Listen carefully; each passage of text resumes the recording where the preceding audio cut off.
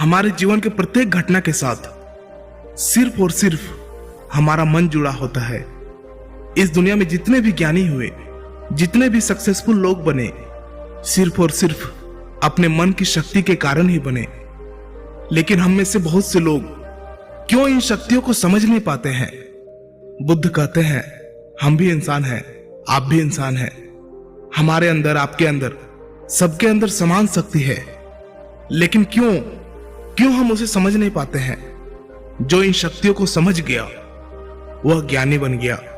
जो अपने मन की शक्तियों को संग्रह करना सीख लिया, उसके लिए उसका जीवन आसान हो जाता है। वह अपने जीवन में जो कुछ भी चाहता है उसे वह पा लेता है। गौतम बुद्ध कहते हैं कि सभी में बुद्ध बनने की योग्यता है, क्योंकि वह जानते हैं कि शक्ति वो हर इंसान में मौजूद है।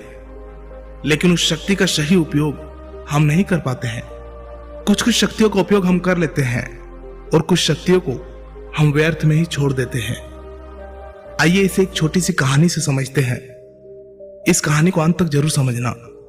अगर आपने इसे समझ लिया तो आप अपने जीवन में अपने मन के द्वारा, अपने मन की शक्तियों के द्वारा बहुत कुछ कर सकते हैं, बहुत कुछ पा सकते हैं। एक गुरु का शिष्य अपने गुरु की तरह बनना चाहता था। गुरु भी अपने उस शिष्य को अपने से महान बनना देखना चाहते थे, इसलिए उन्होंने हर तरह की शिक्षा उसे दी। लेकिन शिष्य को बहुत ही जल्द बहुत कुछ बनना था। शिष्य को हमेशा लगता था कि गुरु उसे सब कुछ नहीं बता रहे हैं, जिस कारण वो सफल नहीं हो पा रहा है। तब उसने सोचा, क्यों ना मैं गुरु का पीछा करूं। वो दिन भर क्या क्या करते हैं, क्यों ना मैं उन्हें देखूं। तब से वे छुप छुप कर गुरुदेव को देखने लगे। सुबह उठने से लेकर शाम तक गुरु क्या क्या करते थे, कहां जाते थे, कैसे ध्यान करते थे, कैसे भोजन करते थे, क्या बोलते थे, किस तरह चलते थे, ये सभी चीजें उनका शिष्य उसे छुप छुप कर देखने लगा। और वह भी वही सब कुछ करने लगा जो उसके गुरु दिनचर्या में करते थे। एक दिन गुरु ने सुबह देखा कि उनका शिष्य उनके साथ साथ चल रहा है। वह भी उस नदी में नहाया जहां पर गुरुदेव नहा रहे थे। वह भी उस चट्टान पर पहुंचा जहां पर बैठकर गुरुदेव ध्यान करते थे। और गुरु के चट्टान पर बैठने से पहले ही वह उस चट्टान पर बैठ गया और ध्यान करने लगा। यह देखकर गुरुदेव मुस्कुराए और वहीं पास के ही दूसरे चट्टान में जाकर बैठ गए और ध्यान करने लगे। शिष्य ने सोचा कि गुरुदेव कुछ कहेंगे, लेकिन किसी की आवाज ना आते देख उसने अपनी आंखें खोलकर देखा। फिर उसने सोचा कि शायद गुरुदेव महीने में किसी एक दिन उस दूसरे चट्टान पर बैठकर ध्यान करते हैं। शिष्य की ये हरकतों को देखकर गुरु को पता चल गया था कि उनका शिष्य उनके तरह बनने के लिए उनका नकल कर रहा है। तब एक दिन गुरु एक पेड़ के डाल पर बैठकर सो गए। शिष्य ने सोचा शायद रात में पेड़ के डाल पर सोने से कुछ प्रभाव पड़ता होगा, इसीलिए गुरुदेव वहां पर सोए हैं। और वह भी उसी पेड़ की दूसरी डाल पर जाकर सो गया। रात को कुछ गिरने की आवाज आई।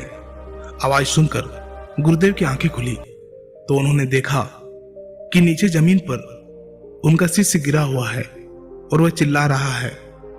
उन्होंने शिष्य को उठाया और कहा कि जब भी तुम बिना सोचे समझे किसी दूसरे के राह पर चलते हो या उसकी नकल करने की कोशिश करते हो, तब तुम ऐसे ही गिरोगे जैसे आज गिरे हो। शिष्य ने कहा, गुरुदेव मैं तो सिर्फ आपकी तरह बनने की कोशिश कर रहा था। गुरु ने कहा कि तुम अगर बंदर की तरह नकल करने लगोगे तो हो सकता है कि बहुत प्रयासों के बाद हर काम करने लगो जो बंदर करते हैं। पर क्या इंसान होने के बावजूद बंदर होना उचित होगा? शिष्य ने कहा, नहीं गुरुदेव, इंसान बनना ही ज्यादा उचित है। लेकिन गुरुदेव मैं अपने मकसद में कैसे सफल बन सकता हूं? मैं कैसे अपने आप को जान सकता हूं, पहचान सकता हूं? मैं तो बस यह देख रहा था कि आप क्या करते हैं, शायद उससे मुझे कोई रास्ता मिल जाए। गुरु ने कहा, जिस प्रकार शरीर को चलाने के लिए भोजन की आवश्यकता होती है, भोजन अगर शुद्ध है तो शरीर में शक्ति भी शुद्ध होती है। हमारा शरीर स्वस्थ रहता है, शक्तिशाली रहता है, बलवान रहता है।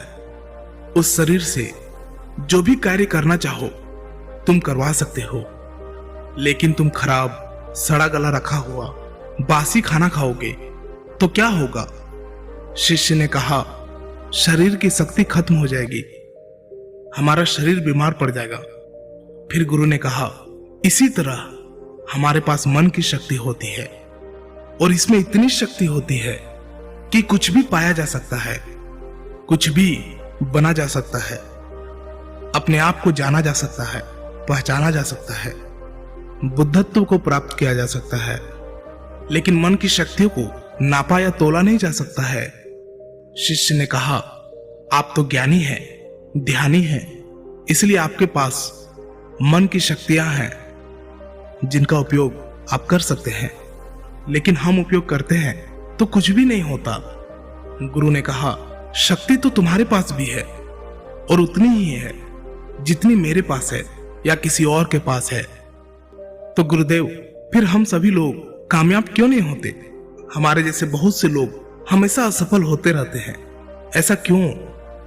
गुरु ने कहा, क्योंकि मन की शक्तियों का हम सही तरीके से उपयोग नहीं कर पाते हैं, बल्कि मन की शक्तियां हमारा उपयोग कर लेती है। शिष्य ने कहा, क्या आप मेरे मन की शक्तियां दिखा सकते हैं? क्योंकि मैं इसे समझ नहीं पा रहा हूं। गुरुदेव बोले, हाँ बिल्कुल, मैं बिल्कुल दिखा सकता हूं, पर इसके लिए तुम्हें मेरा एक काम करना होगा। क्या तुम कर सकोगे? शिष्य ने कहा, हाँ अवश्य करूंगा। मुझे क्या करना है?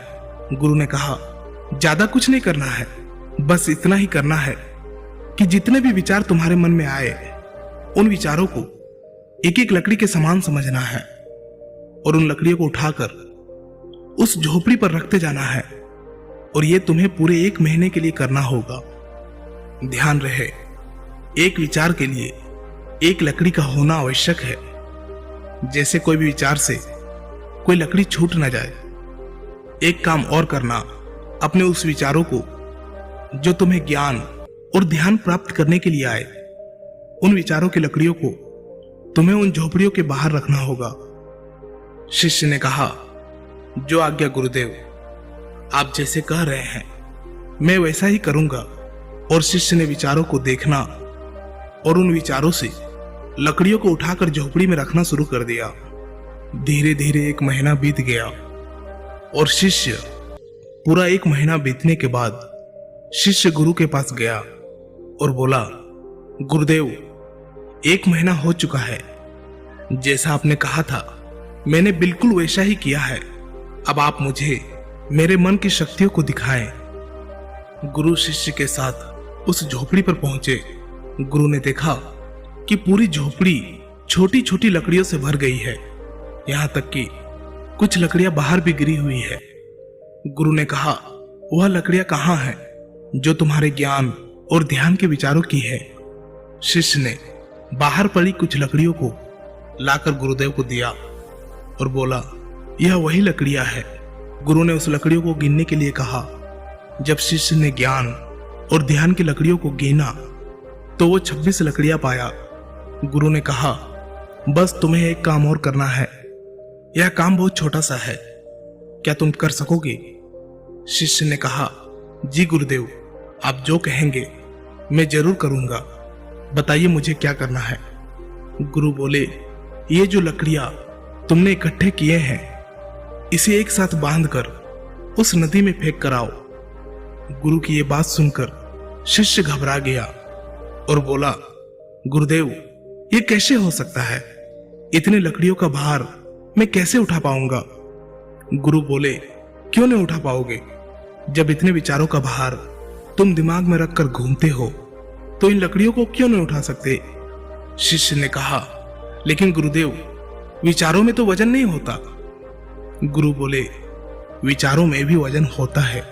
देखो, तुम्हारे बेकार के विचारों के नीचे तुम्हारे मकसद के विचार, ध्यान और ज्ञान के विचार कितने हैं? तुमने अपने मन की सारी शक्तियां इन बेकार के विचारों में लगा दी है जो झोपड़ी में भरी पड़ी है, और केवल 26 लकड़ियों के साथ ही तुम ध्यान और ज्ञान को पाना चाहते हो। शिष्य ने कहा, आप ठीक कह रहे हैं गुरुदेव, पर मैं अब क्या करूं? गुरु ने कहा, तुम अभी अपने ज्ञान और ध्यान की ओर बढ़ना चाहते हो और यही तुम्हारा लक्ष्य है, तो इन बेकार के विचारों को नदी में बहा दो। शिष्य ने कहा, लेकिन गुरुदेव, इतनी सारी लकड़ियों को मैं सर पर नहीं उठा पाऊंगा। गुरु ने मुस्कुराते हुए कहा, तो एक एक करके इसे फेंक दो। 1 महीने में, 2 महीने में, जितना भी समय लगे लगाओ, लेकिन अपने सर से, अपने मन से इन बेकार के विचारों को फेंक डालो। याद रहे, एक विचार छूटने पर नदी में सिर्फ एक ही लकड़ी फेंकना है। शिष्य ने जिन लकड़ियों को 1 महीना में इकट्ठा कर लिया था, उसे फेंकने में 3 साल लग गए। एक विचार छोड़ने पर वह एक लकड़ी नदी में फेंक देता। अब उसके पास केवल 26 लकड़ियां ही बची थी, जो उसके ध्यान और ज्ञान की थी। उसके पूरे मन की शक्ति ध्यान और ज्ञान पर लगी हुई थी। कोई भी बेकार के विचार उसके मन में नहीं था। एक दिन ध्यान करते हुए वह उठा और गुरुदेव के पास गया और कहा, गुरुदेव, ऐसा लगता है कि मैं कहीं अटक गया हूं और मैं आगे नहीं जा